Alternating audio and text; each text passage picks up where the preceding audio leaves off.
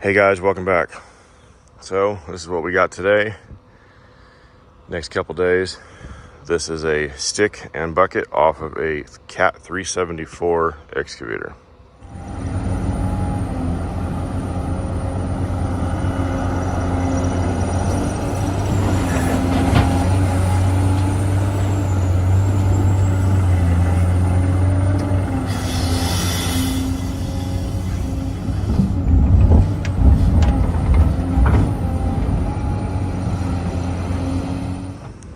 That probably weighs about 12,000. That probably weighs about 15,000 pounds. Customer dropped these off. This is, it's not terrible, but it's not right. So we're gonna line bore all that. We'll probably pull those bushings out of there, check all that. Might have to do faces, I don't know.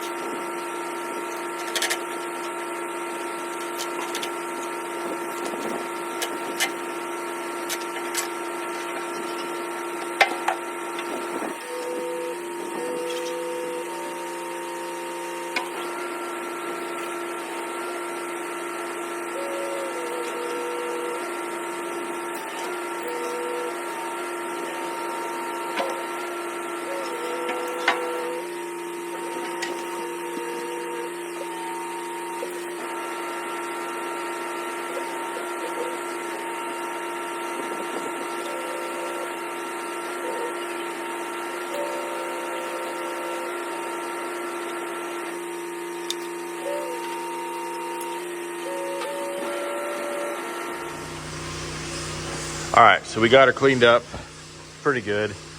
Got it inside the shop now.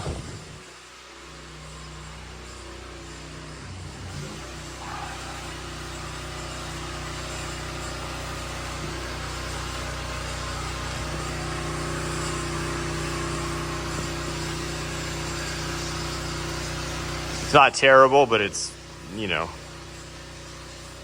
definitely not good.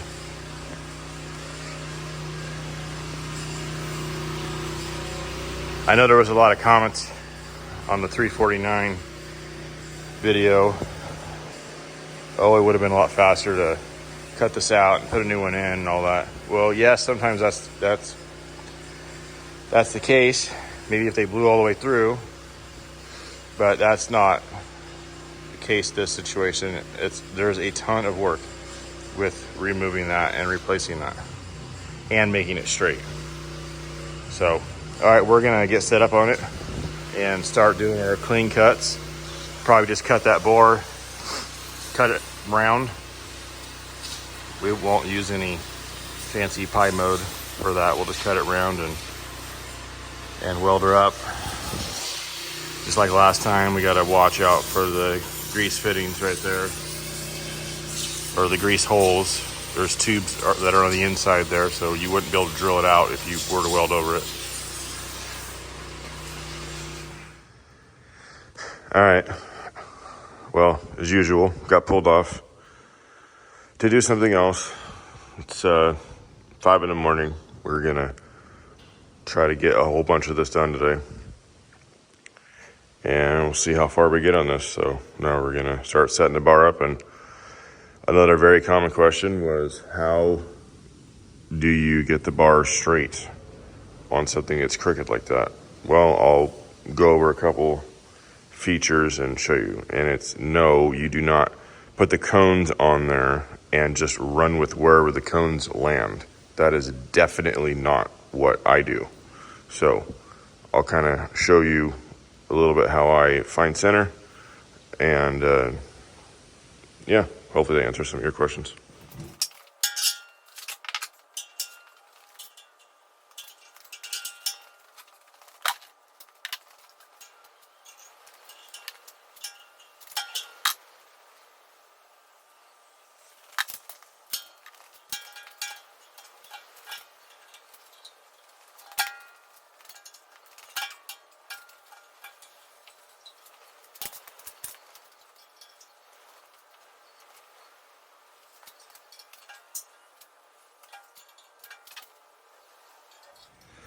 So if possible,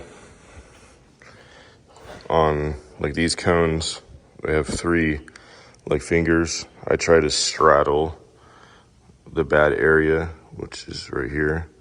I try to straddle that with those. If you were to put one of those down deep inside there, the bar would come out a lot more crooked and would require more adjustment after the fact. So I try to straddle that. So that's tip number 1 with that.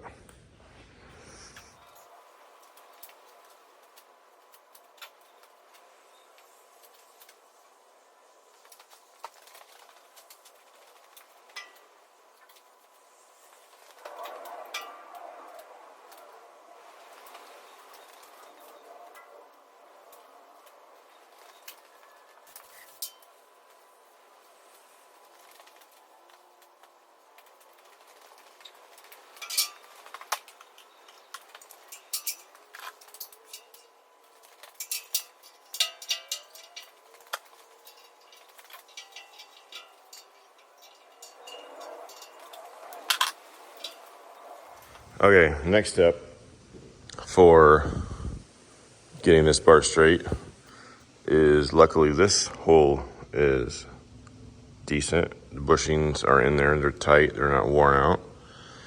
So we're gonna put a bar in it with centering cones, and everything fits tight, so that's gonna be a pretty accurate thing to measure off of. And we're just going to measure this distance and make that distance the same on both sides.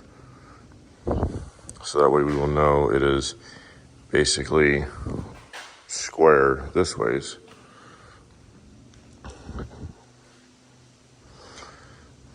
You can use the keyway. It's another important reason to have very accurate bars, high quality bars. You can use the keyway as your starting point. So you have a line to a line, very easy to measure that. Now I would not try to adjust this bar at this time. I just want to measure it, see if we're within 1/4 of an inch, because I have that adjustment on my bearings.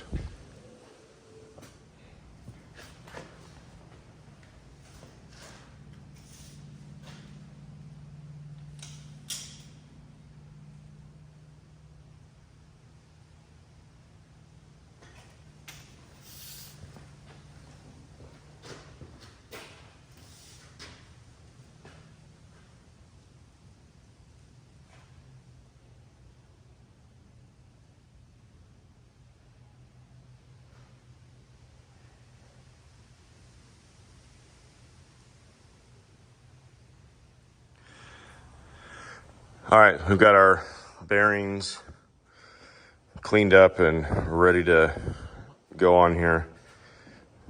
We are gonna have to face both sides of this, so we do have to account for the distance in between here that we need for our facing tool. And this is the distance that we need. So we're gonna put these blocks in here to make up for that distance. We're gonna be welding all the mounts on with our Art Captain MiG 200, and yeah, get these bearings on there and get this bar dialed in.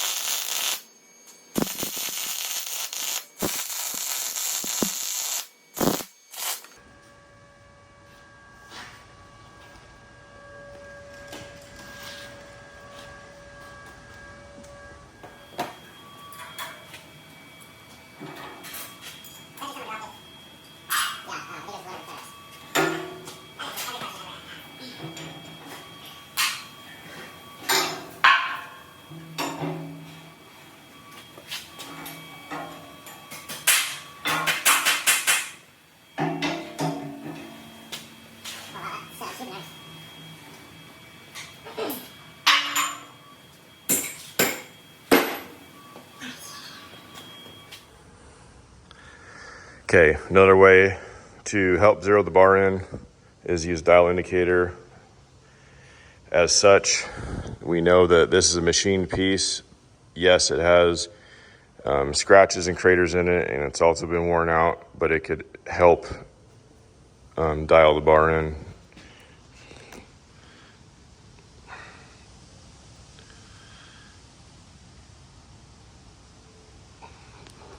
Kind of hard to see, but we're within 5 thousandths.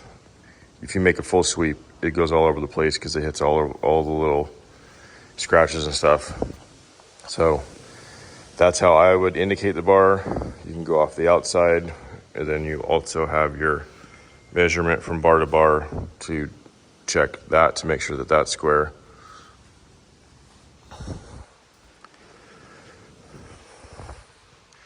So that is basically how I center the bar. All right, let's get this out of here and start cutting. All right, here's our first cut. We're just gonna, do a bunch of clean cuts there, get the hole around.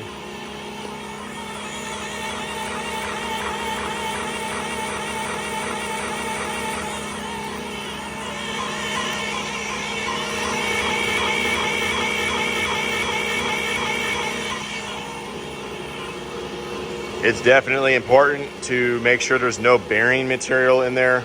That could cause all kinds of issues as far as welding and cutting, and if I run into one, I'm sure it'll probably break my insert. So bearing material removed, and then get all the grease and dirt out of there so we could have a really nice weld in there.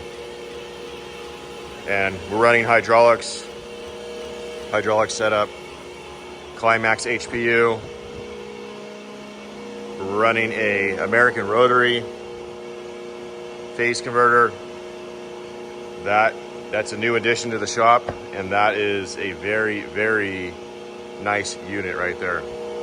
I can run multiple 3-phase machines all at once with that.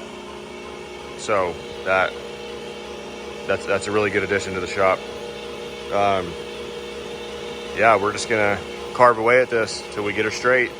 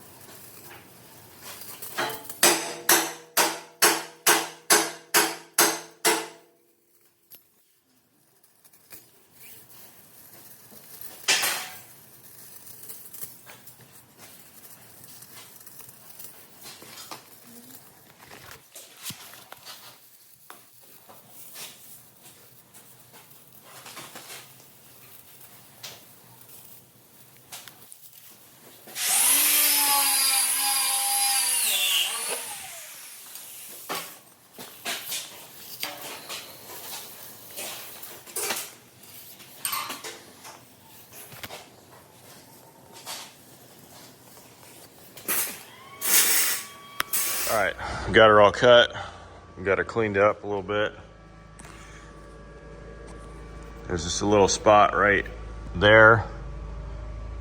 I will either weld that by hand or leave it alone. I'm not sure yet.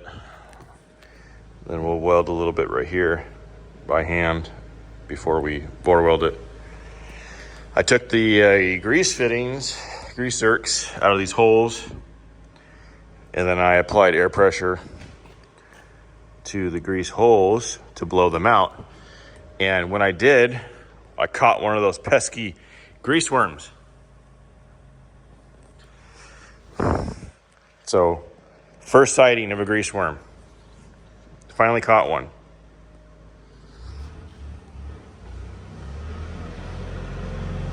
All right, we're gonna get the welder set up.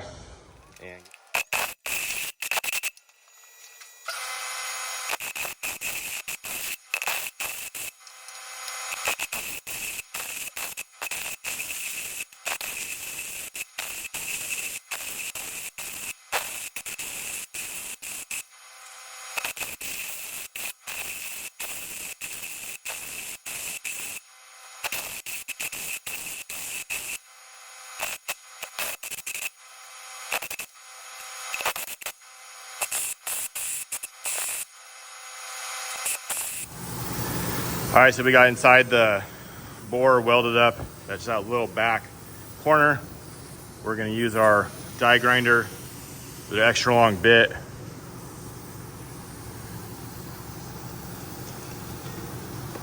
We could reach in there and just get the high spots off it. It doesn't have to be, you know, perfect or whatever. Just get the high spots off it, kind of clean it up a little bit. And then now we can finally get the welder set up after that.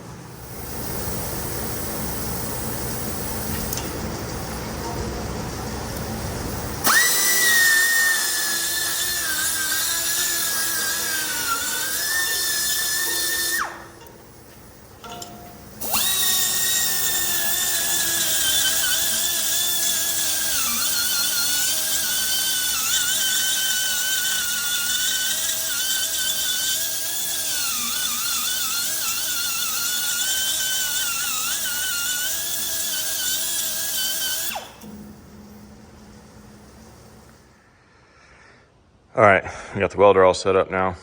We are going to preheat this a little bit. Don't necessarily need to, but it helps with the fusion on the downhill side of the weld.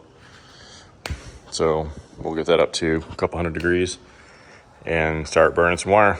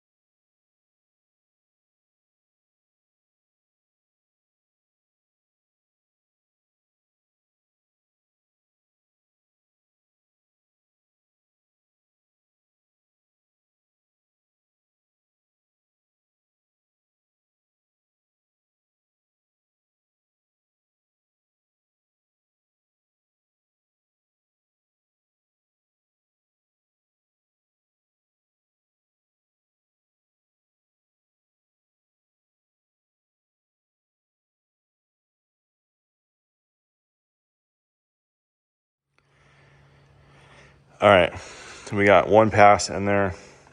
That took 48 minutes to do that one pass. So it's gonna need about 4 passes per side. So that's 8 hours of just bore welding to give you an idea of time.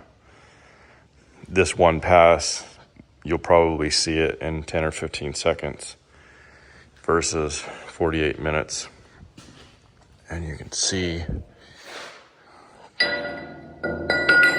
that's about are.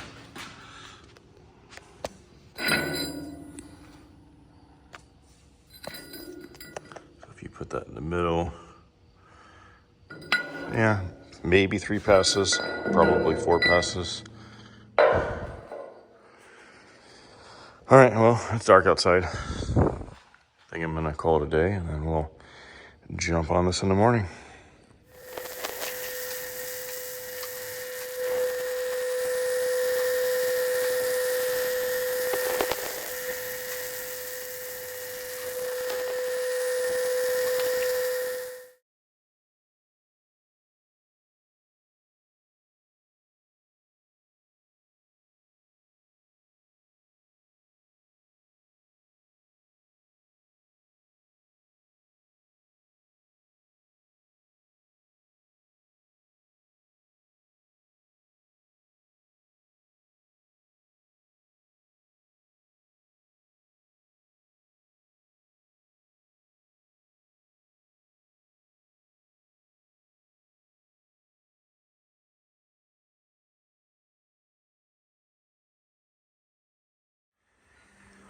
All right, so we're two full weld passes in.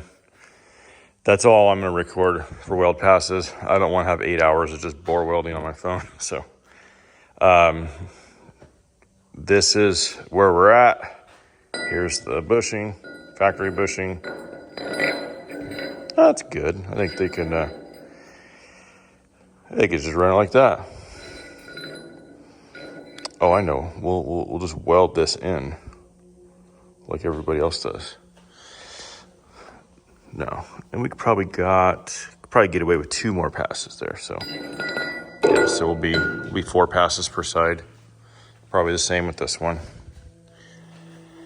All right, I'll get that welded up, 2 more passes in there, and then I'll bring you guys back for the next step.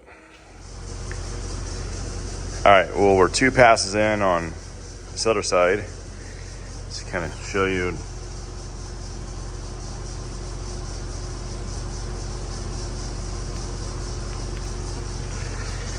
It's pretty good.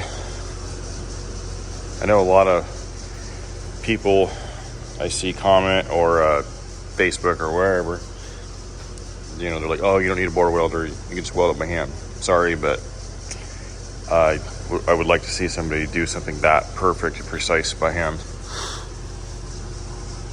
It just makes the machining of it so much easier when you go to machine it out.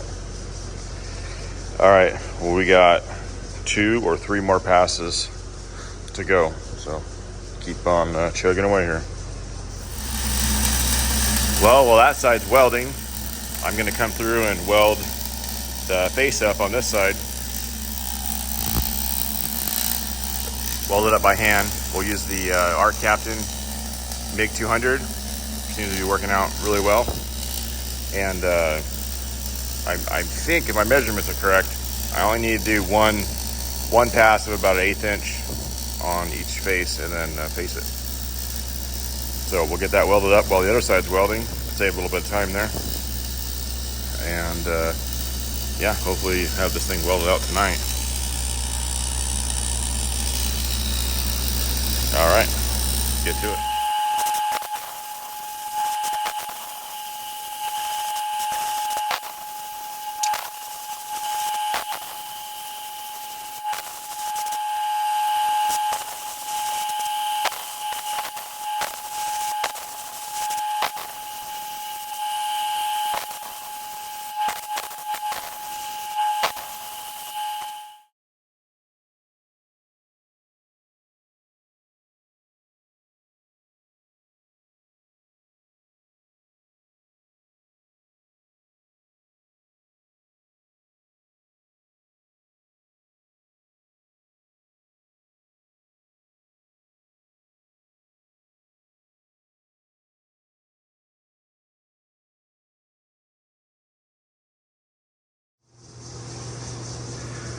All right, so we got all the faces welded up.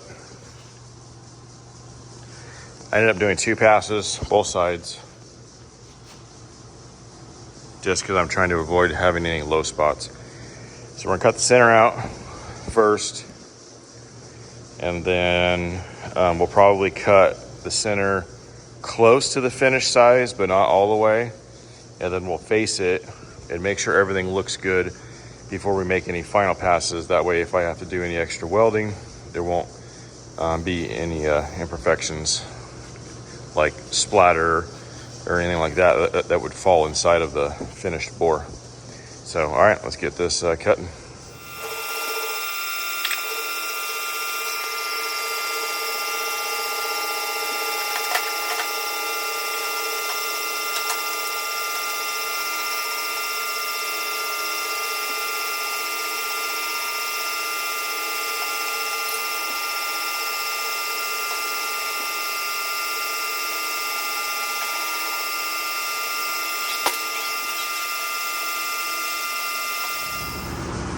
Okay, we got our first pass, first cut done.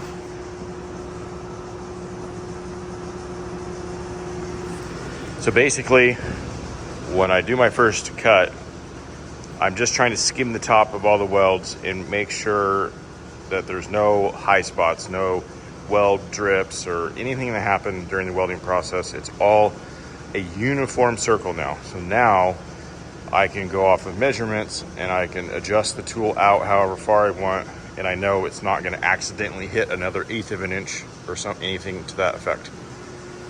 Another thing is, how do I get my measurements on the bar? How do I know what to cut? So quick, simple math. The bar is 2.250 inches on the outside diameter. You divide that by 2 to get the center point of the bar, 1.125. The bushing is that exact size. We're going to do a 6/1000 crush. So we're going to subtract 6/1000 from that, which equals that number, divided by 2 equals that number. So you take this number, subtract it out of here, and you equal 1.633. And if there's no deflection in the bar, with the tool tip, the very, very tip of that tool sticking out, 1.633 from the face of the bar, should give us exactly 5.522. So once we get to the measuring of the tool, I will show you how I measure the tool and make it exact. But I just wanted to go over those two little things. Now we can cut a little deeper. All right, for the sake of the video, I got the tool out to show you. Typically, I'll eyeball this until I get it to within about 30 thousandths, and then I will use this. But you can see we need 1.633. We're at 1.6, so that we got to go out that much more. It's about 3/16. So we'll just go ahead and adjust that out to there.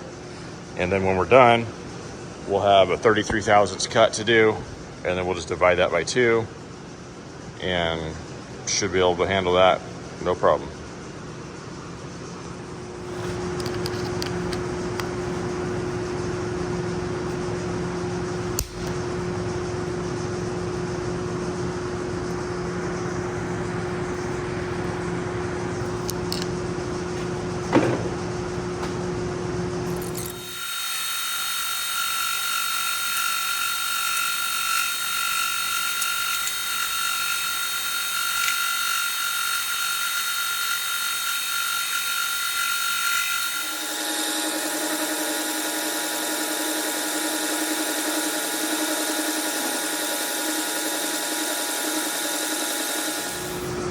Okay, so we got that cut. See, there's a couple little spots in here. Might decide to weld those, I'm not sure yet. So I didn't cut it all the way through because I want to put a shoulder in there. And I don't think these have a shoulder factory, which is weird. I've done like 6 of them and I haven't seen a shoulder in there, but I want a shoulder where the bushing will press up against the shoulder, so if stuff happens, the bushing doesn't work its way to the center. And once, I think what happened is the bushing worked its way to the center.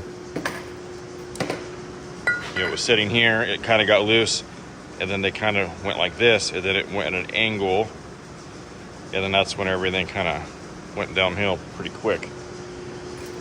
So the bushing goes in there, and then this grease seal goes in there like that, and a normal seal would go this way to hold the grease in. This goes like that. It holds the grease in, but it will allow it to bypass around that without blowing the seal out of the area. So that's how they do that. So I need to know the correct depth to cut that, but I can't do that until I face it. So I'm gonna cut the other side up to this point, and then I'm gonna face both sides to get my total outside measurement, and then I can come back through and set my depth for that shoulder in there. That's the plan.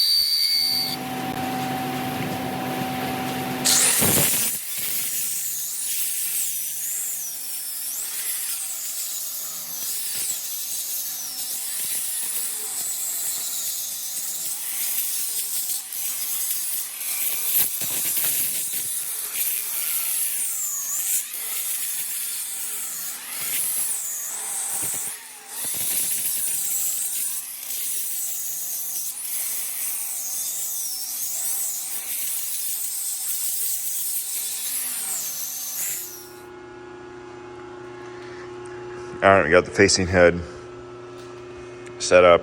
I got a couple cuts going. I'll go over exactly how the facing head works a little bit later in the video. You can kind of see getting her cut in. Basically, every time this rolls around,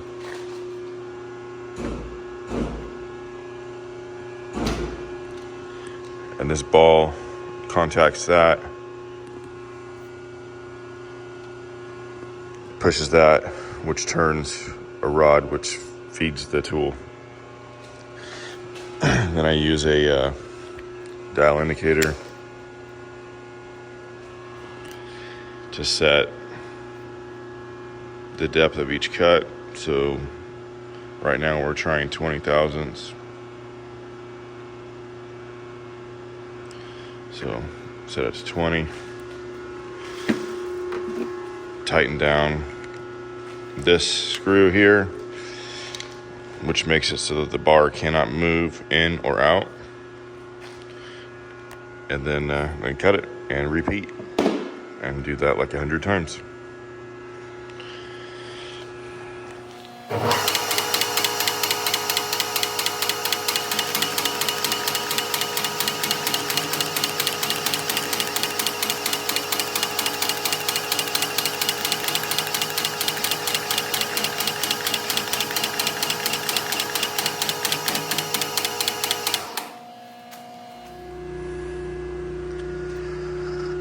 All right, so we got this side faced.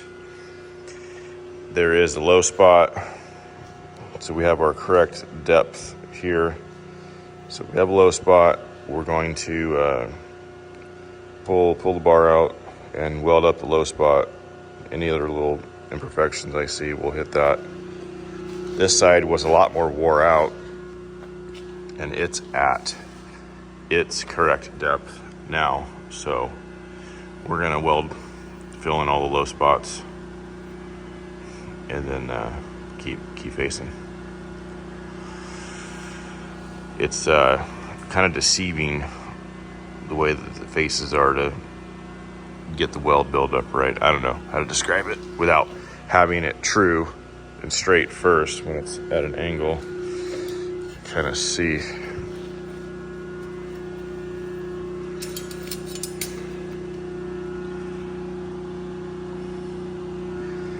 It's easy to, mistake that as being flat. All right, weld this up. Probably looks about the same, but we got this side welded up, got some of the high spots knocked down. Got this side welded up and got the high spots knocked down. Now, hopefully we can finish this side out in 1 or 2 passes on the face, and then we'll just have to worry about that bevel right there.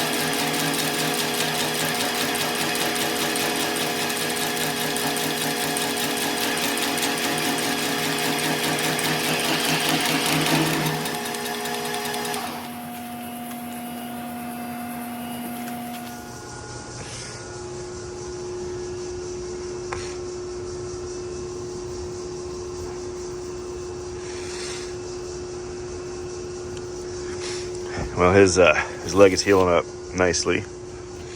Got duct tape on there to help him to not wear it out. Duct tape wear pads. All right, so this side, it turned out it was about 50 thousandths short of where we needed to be. So I welded it back up. So now we're gonna machine it back out, and hopefully it is right on the money.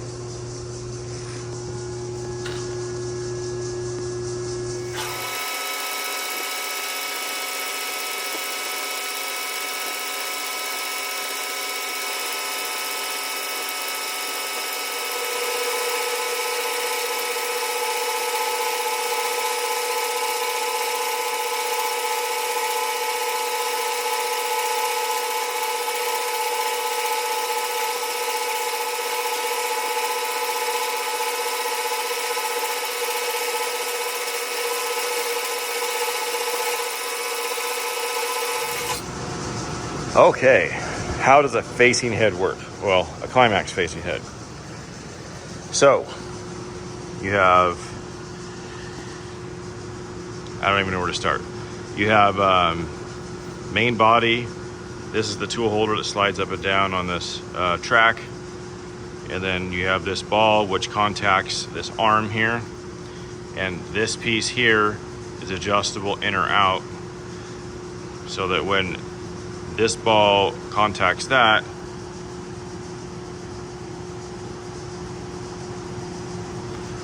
it feeds the tool. So as that goes around,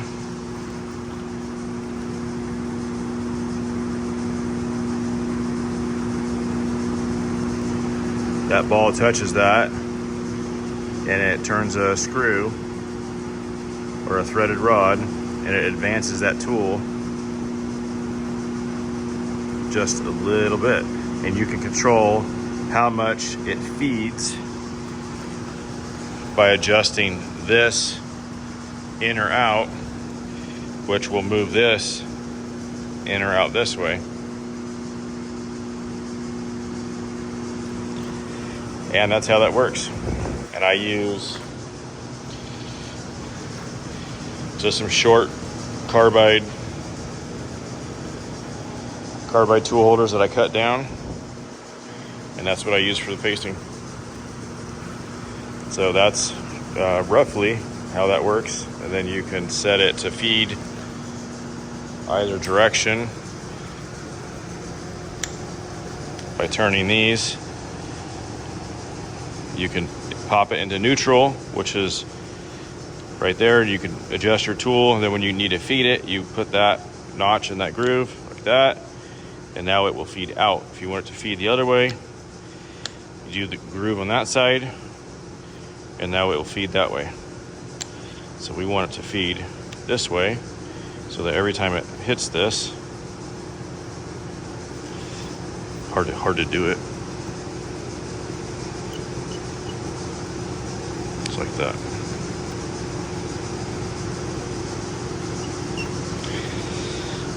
All right, there you go. So we got this side done, facing. We have just a tiny bit to cut off this side. I actually got some updated measurements from the customer, so we're gonna change it just a little bit. So we gotta cut just a little bit more off this side, and then we'll be correct on our faces.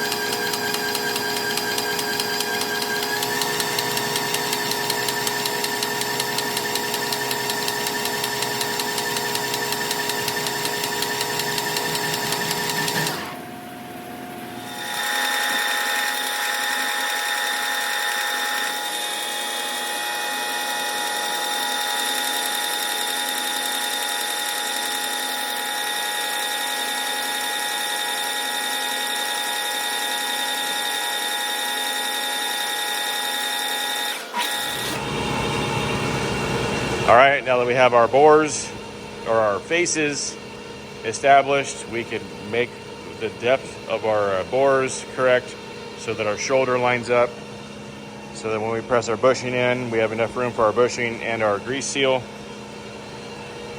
So we're gonna make the finishing cuts on the bores, and then we'll clean that edge up. Then we get to press the bushings in. Okay, we are all measured out for our last cut. According to our math we did earlier, 1.633.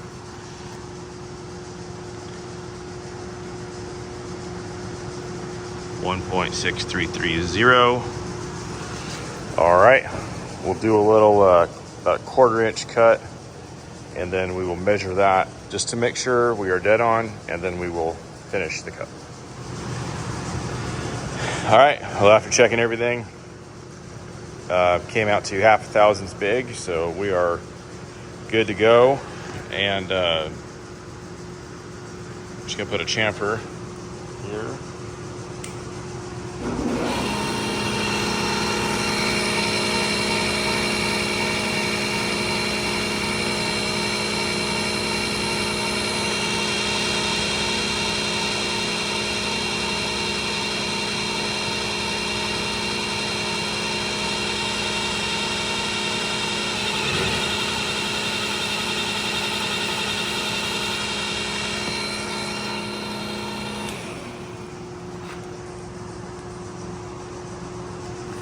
Nothing too big because that grease seal sits in there. All right, now we'll cut this other side and do the same thing. All right, so we got this edge cleaned up. Looks a lot worse in the video than it does in person. Just hit that a little bit with the flap wheel, knock off some of those dingleberries right there. So this side is good to go. Now I'm going to show you how I did that on this side. Basically just have a 1/2-inch tool holder. I bent it with a torch, and then we just kind of feed it in and then adjust this up and down to get that chamfer.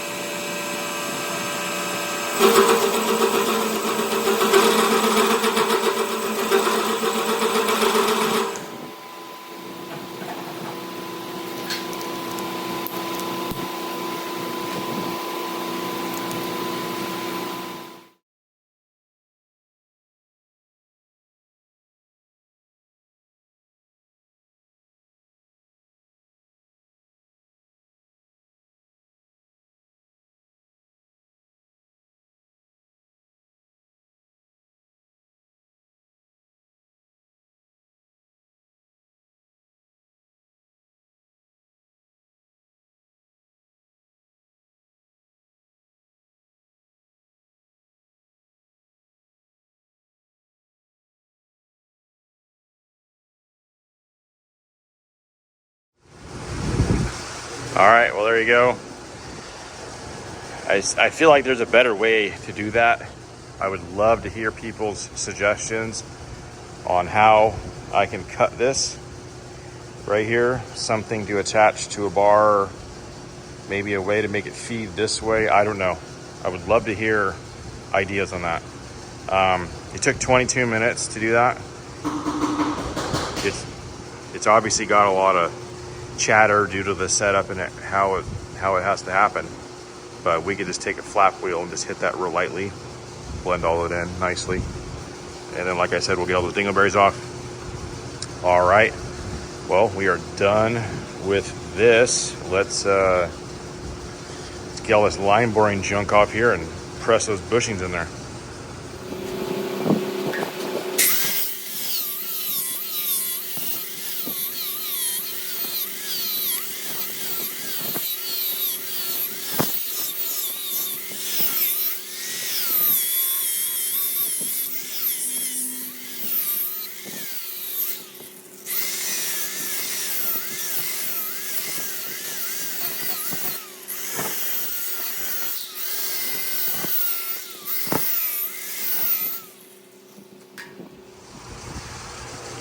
Well, there you go.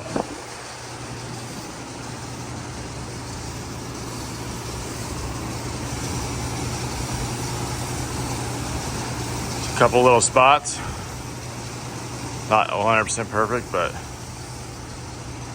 it'll work. It will work perfect. See our shoulders in there.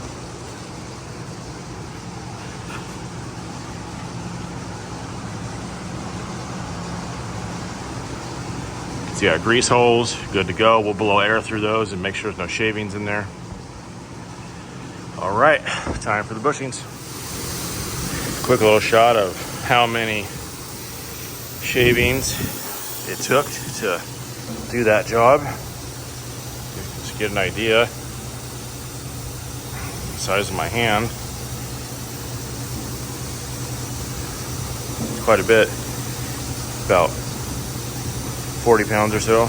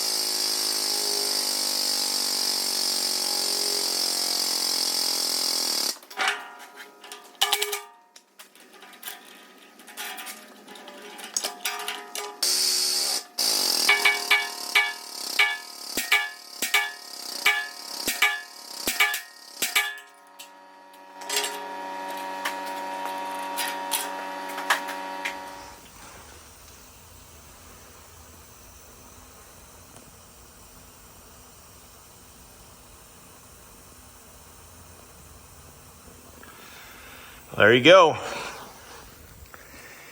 Almost there. All right.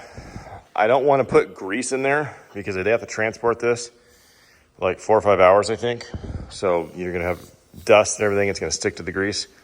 So we're going to test the grease passages with air.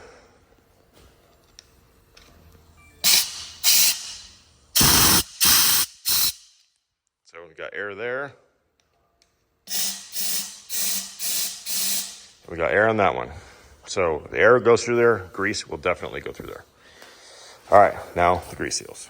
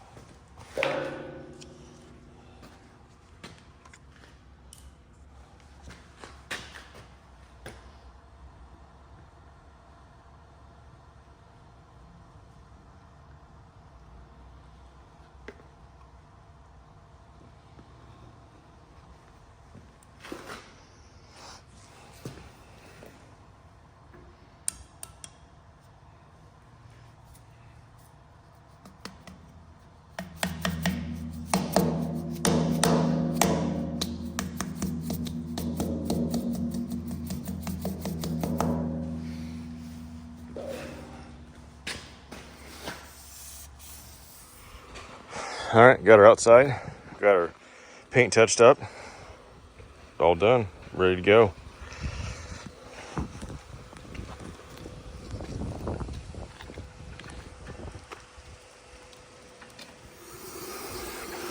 All right, well, that's it for this video. Thank you for watching. Stay tuned for the next one.